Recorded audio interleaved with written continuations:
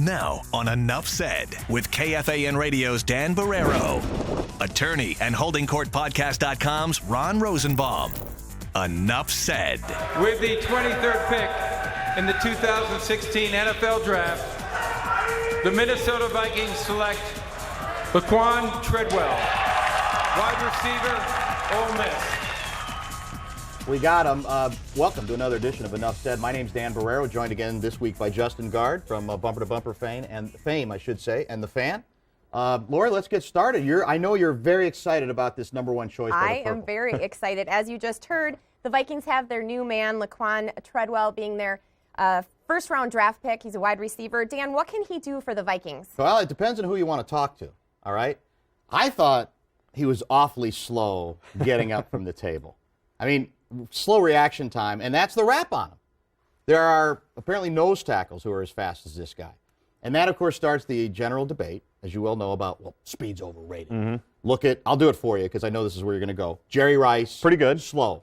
Your guy, Fitzy. Pretty good. Pretty good.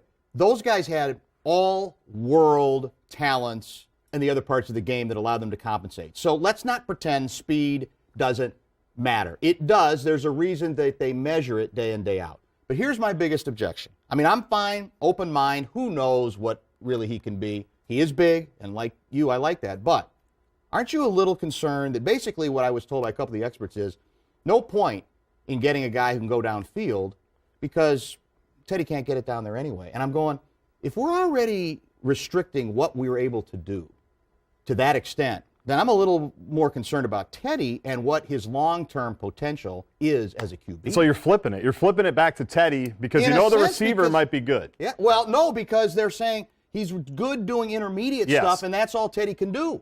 For now. That worries me. No, it definitely is, and it's something worth watching, and that's why they got the offensive line where it is, and that's why they're trying to give him as many options as possible, right, offensively, to see. We don't really know. Even the people at Louisville that we talked to don't really know if he can throw the deep ball. He did it every once in a while, but you know I love the pick because I wanted one of the two big guys. We argued about this during the week on the radio. Big's good and physicality's good. Physicality, and he makes the catch. You know what I mean? He goes up. ESPN ran basically 10 straight misses in their highlight package. I did see some drops. Only guy all the wide receivers taken in the first round. You love Anquan Boldin, right? I do. That's who people think this guy could translate to in terms of catching in traffic. Exactly. Yeah. And so the speed thing, as you know, doesn't bother me. I was more concerned with the size. I was more concerned with the physicality. I don't really care that he's the greatest run blocker ever. No, that's not bad, though. It's good. Well, it's a mentality thing because, you know, he doesn't have an ego. He's not one of these diva wide receivers. And he's Which willing, is rare. Exactly. And he's willing to get physical and actually play that way. Let me throw this out, too. Here's the other thing that concerns me about the other rap on him is he doesn't create great, you want to do another cliche? Separation. So we got a quarterback again who's not been real brave about, you know, slinging the ball in tight spots. He needs separation. Your people at Pro Football Focus brought that up, and that concerns me as well. So look, guys, we don't know, but I think there are some legitimate things to be, you know, encouraged by, but also some things to be concerned with. I want to interrupt you to talk about the other big storyline from the draft. You have Laramie Tunsil's Twitter was hacked minutes before the draft. Somebody posted video of him wearing a mask and possibly smoking out of a bong.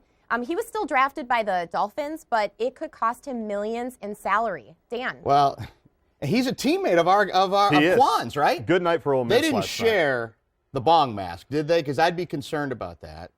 Secondhand, could you flunk a test? Residuals? Secondhand, if you just have the same bong mask. Tunsil never flunked a test at Ole Miss. That's true. Think about it. But he apparently did get paid. At least that's what he's also saying. What a mess, a clomp fest of a night for a guy who was supposed to go basically, top 5 or 6? Maybe? Definitely. Some people thought he was the best overall prospect in the draft. And I don't know about you. I know you're kind of an ambulance chaser. Occasionally. I didn't want that to end last night. I mean, wanted to keep that going. was reality. Yeah. It was so much better than anything you could possibly script, right? And just when you think, okay, it's settled down, the marijuana picture is troubling, he's drafted, now you can move on, you get hit with he may have had his rent paid and he may have had his mom's bills paid. There may be a lot more than we know. If you had brought that to a scriptwriter, that twist, they would have said, we're good with the gas mask. We don't need to go any further. Yeah. And they kept doing it. That's part of the reason I made it to 23 to watch the Vikings, because I thought more Tunsil stuff was going to happen. And the truth of the matter is, I don't know if it's going to actually cost them that much money, Because I don't think NFL teams care if players have been paid. In fact, I think they assume they have been, don't they? Yes. They go in, yeah, they've been paid. In the SEC, for sure. For sure. It goes without saying. Probably as much as some of their bonuses. So I don't think, and on the pot thing, there'll be a little bit of concern. But again, let's be honest. If you love this guy as a player, you're going to go ahead and probably go forward with him regardless, unless, there's more baggage that we haven't heard about. But it was like a reality show last night involving this one We'll kid. leave it there. It was fascinating. Let's move on. It's going to be a while before we know exactly what police and investigators took from Prince's home after he died. A Carver County judge sealed a search warrant and some other documents related to the case. Police are concerned about the details that they could compromise the death investigation, and we still don't have those toxicology reports yet either. Dan? Well, I mean, look, there's still a lot we don't know, and in the 24-hour news cycle, the tendency is to try to rush the story. We certainly have some smoke here, I think it's fair to say. And, we're getting a lot of pushback on radio, and I'm sure folks around here are too. Newspapers like, well, why are you being so nosy? Let him rest in peace. He's too important musically, and why do you have to do this sort of salacious stuff? I don't think it's salacious stuff. In this case, it's following the story to find out what happened to him. And now there's a possibility here we're talking about a criminal investigation in terms of what he had, who gave him what. We're headed down, I think, a road that we can't escape. We can't just tell one part of the story, which is the connection, to me, that people had with the music. We've got to continue with this. And so for people who get frustrated by that, I'd say there's no choice. That media outlets are doing what I even think actually most people want to know. They want to know what happened to a 57-year-old guy. And if it's opioid related, that's a huge issue in this country right now. That sort of, whether it's abuse or whether it's an overdose, whatever. And so you can't not follow it simply because it's Prince. My only concern with them following it is that it seems, in just reading some stuff, they almost might be trying to find excuses for him almost with the criminal thing. Where did he get it? Who was providing? Like, it's a Conrad Murray, Michael Jackson thing. Great point. And I don't think that's what we have here. So that's what I'm concerned about. Is we have to remember he was 57. Yep. He was in control of everything that he did, right? You couldn't bring cell phones to Paisley Park. He'd sit there for 5 hours. And, he wouldn't talk to people directly if he didn't want to. So I'm worried that we're going down that road where, well, Prince had an addiction, he had a problem, and there were a lot of people that were fueling that. I don't think that was the case. Well, we don't know, but I think you raise a great point, because I've seen some tweets about this today. Mm-hmm. You're exactly right. And it's, well, let's find out if a doctor illegally gave him stuff. Those folks should be held accountable. But let's not forget, unless you're saying somebody was force-feeding him stuff, if that's what we find out, ultimately this comes back to him. And you have to be able to look that in the face, even if it hurts you, because you feel this musical connection with a guy whose music most of us have a great affection for and admiration for. It seems like it's always the second step, right, when it comes to drug use. I mentioned the Conrad Murray thing, where I think he was just feeding it to Michael Jackson, right? Now, Michael on the front end said... the front end wanted it. He wanted it, but then it got to a point where it just went out of control. Well, Philip Seymour Hoffman, same thing. They were trying to track down his drug dealers. At some point, you do have to remember the responsibility was with the one guy. And it goes back to, if someone wants it badly enough, that's an adult that has his power, his money, his resources, he's going to get it, right? I mean, he's going to find some way to get it if indeed that's where this story ends up going. And what we're learning about investigative reporting, we have good investigative reporters here. When you talk about worldwide, they are tenacious. So they're tenacious, if you're mad and at some the of them local go media, over the line. I mean, definitely. some of them will, and we're already seeing some of that. I mentioned this to you the other day. Every day somebody's sending me another piece of video or audio, and I can't get enough of it now. I have to admit, even this many days after, and I finish watching this stuff, just shaking my head and almost being angry. Yes. Because there's so damned much talent that was there and still there, and now it's gone and maybe wasted for all the worst possible reasons. And the best stuff we've seen is the freelance stuff, where he's absolutely. just playing, where they're just messing around, where he's pointing to different instruments and they're going on. He had great musicians around him and he pushed them, like you talked about. And Coming up on Enough Said. I love everything about think we're on the verge? I don't think we're on the verge, but I don't know if I'm as willing to say we got to blow up everything. And get Fletcher out and maybe get.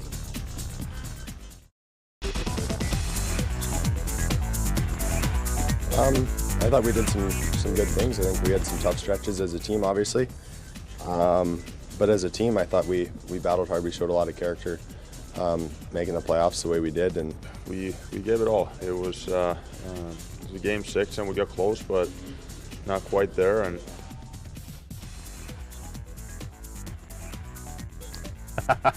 Moral victories, apparently.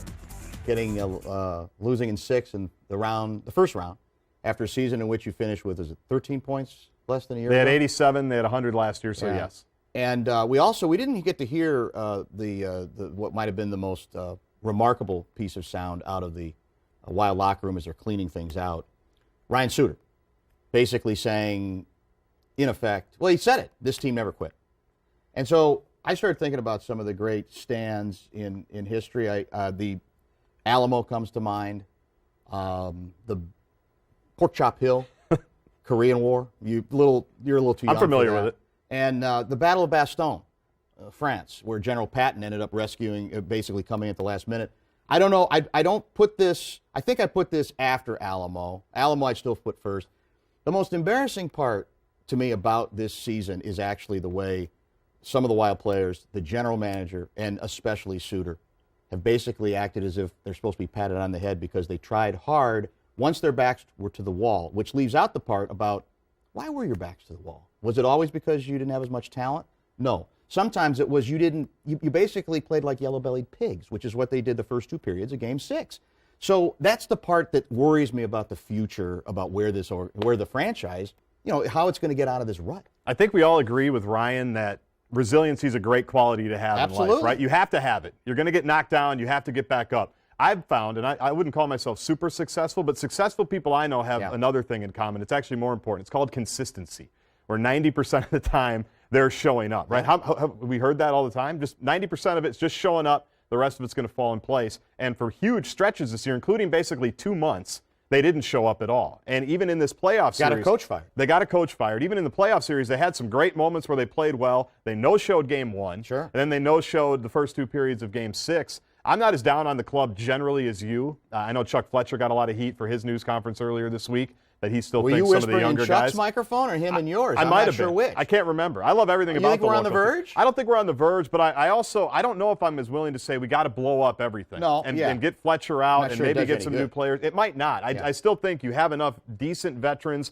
and a couple of young guys that you got to hope. That's their best chance for success, I think, with this group right now, which might be scary. Well, it is a little scary because, what's interesting is the Wild have accomplished more the last few years than the Minnesota Timberwolves. And yet, the perception, and I think understandably so, is Wolves no stopping us, basically, because they went out and hired a heavyweight coach with a young core where the upside seems so high. Meanwhile, the Wild got into the playoffs, but now they're in that sort of that twilight zone of the middle where you go, they're not a bad team, even though they regressed this last year, but how much better can they get? And you're right, with the contracts, the situation they have where some people are unmovable, they're going to have to hope yet another year, and I think we said this a year ago, that some of these young guys emerge, and 1 or 2 is going to have to be a star. Otherwise, they're stuck.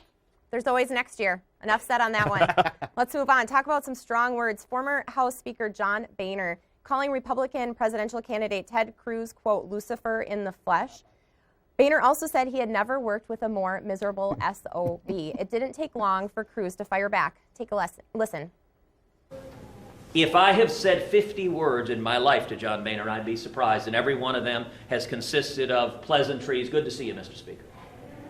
I've never had any substantive conversation with John Boehner in any respect. Boehner said he would vote for Donald Trump if he's nominated. This week, Cruz announced that Carly Fiorina would be his running mate if he is nominated. Dan. Well, this is we've all said it, such a crazy political season. You have a big-time Republican, a former big shot in Boehner, calling one of the big candidates Lucifer in the flesh. You had Lindsey Graham a few months ago when they asked him, well, who do you want to pick between Cruz and Trump? And he said, well, what was the quote? I have it here somewhere. It's like picking between being shot or poisoned. On top of all this, we got one of the Koch brothers, the hated on the Democratic side, Koch brothers. Big time. Who said, Hillary Clinton might be the best choice. Didn't say for sure, but might be. The Republican Party is in a place that it is, I don't remember it ever being this way, where the top candidates are openly savaged by people who have some stature, who had some stature in the Republican Party. It's great entertainment. Speaking of ambulance chasing, which you're right, I do like to do. You're familiar with the Game Change book and then the Double Down book, where Yes. they basically I think they were from Time Magazine, the writers. They're great books. Yeah. And we were talking about fiction earlier. You can't write it. They wrote it. And this one, same thing. Same thing applies, right? I don't think there's going to be a book big enough to fit in everything. When you lose 5 primaries in one day and your opponent gets more votes than he's ever gotten, what's the natural inclination you would have? To name your vice presidential candidate, right? Absolutely, 100%. I mean, you feel like you've earned it. You Yeah. say, Trump had never gotten more than 50%. He did it basically all the entire day. I'm gonna maybe kick the tires on a vice president and see. We heard the cliche. I mean, the cliche was, Cruz had to find some way to change the narrative, which is to say people weren't going to notice that he got his rear end handed to him in the 5 primaries. No one. This changes nothing, does it? I don't think this does anything other than I think call further attention to the desperation of a situation. And I mean, I'm not a sabermetrician. I don't have all the numbers, and I don't know if Trump's going to literally have enough delegates. But he's got, I think, more votes than anybody's had in years in the Republican series of primaries in this season. And I think it's going to be almost impossible to deny him, maybe even on that first ballot. And I know what the others are hoping for is after that, all hell might break loose, dogs and cats living together, riots in the streets. Coming up on Enough Said. This sounds cold, but I have no sympathy for someone who gets hit by a train or a car if they can't at least pay attention to, red, green, yellow, as opposed to...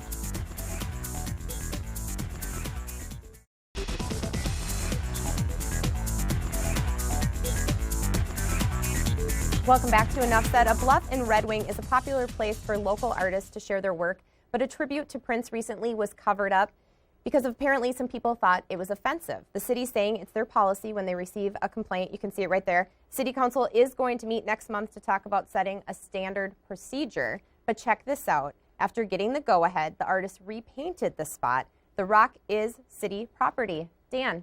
Well, I'm kind of confused on this one because they were apparently the city policy was if we get a complaint, we just cover it up right away. Yep. But then there's a story broke, and I don't know. Then I thought it was the mayor who said basically, I wish somebody would redo it.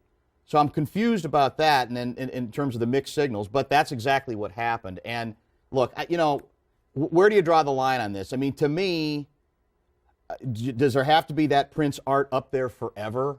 Probably not. But in the wake of what the last few weeks have been like, it was tasteful, I think. I think it was, if you don't happen to love Prince's music, that's fine, but I don't know why you would necessarily complain about it. I don't think, by the way, we need to shame.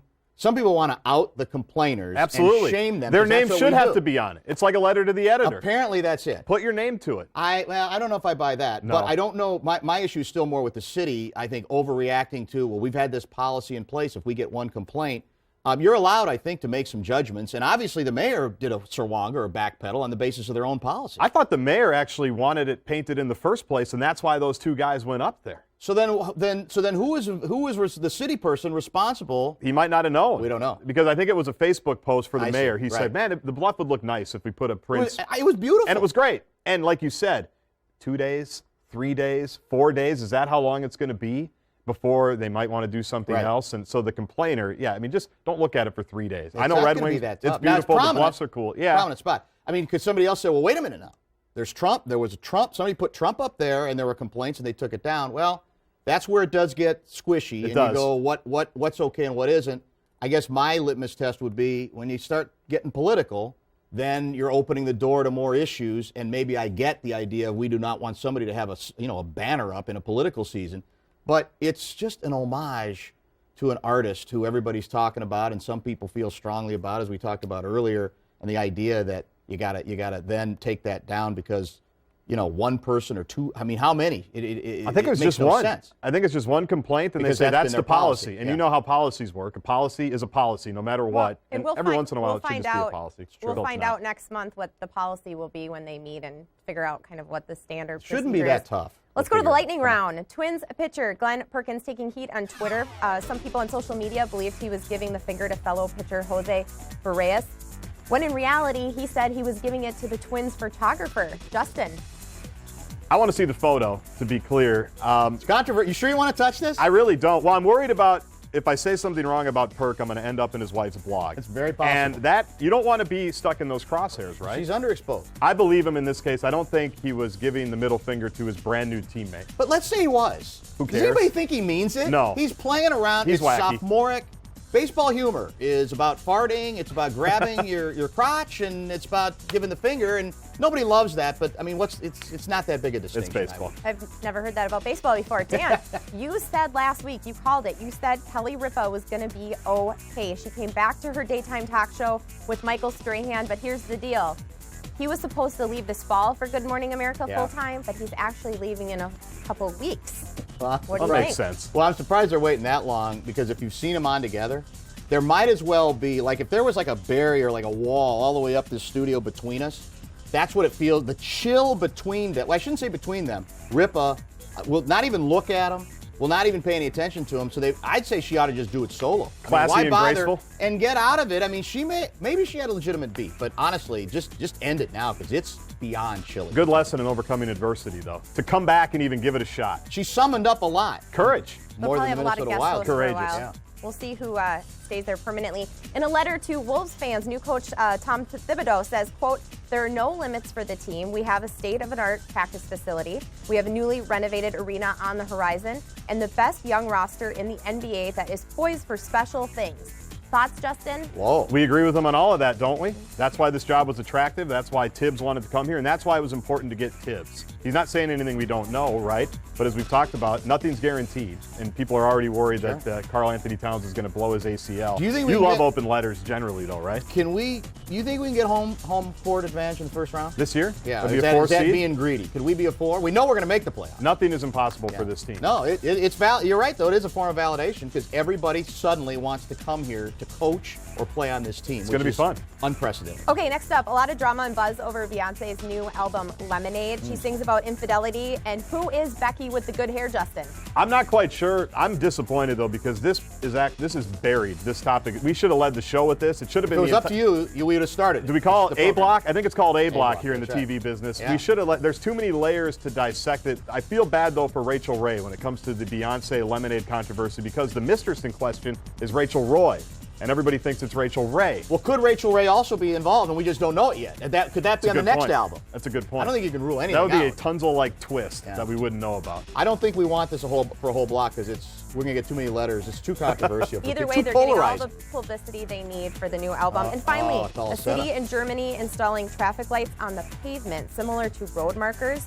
So peds looking down with their phones won't get hit by trains, cars, and etc. Dan. This sounds cold, but I have no sympathy for someone who gets hit by a train or a car if they can't at least pay attention to, red, green, yellow, as opposed to I'm stuck on my phone and so my head's so far down that they're going to take me off the hook for my self-absorption by putting the lights on that lower level. Sorry. I mean, there is a cliche called thinning the herd. It's true. It's a bad precedent they're setting, but is there any doubt it's going to come here? Oh, it's only the beginning. Yeah. It's only the beginning. They might put that in vehicles. They might put that How about on apps? bicycles. We talked about apps, We talked maybe. about the app to Yeah. alert when the light is actually Right. red. It's a pop-up ad. Some very sort of much- laser beam or Exactly. something? Like Yeah. the National Weather Service. It lets you know when you're about to run into the street. I think that's a good way to go. It's sad. It really is. But it's sort of similar to the theater stuff we were talking about, where they're just saying we're going to give up the ghost on anybody actually coming to see the movie. We're going to give you your own theater, and you can text and sing and eat. Do whatever.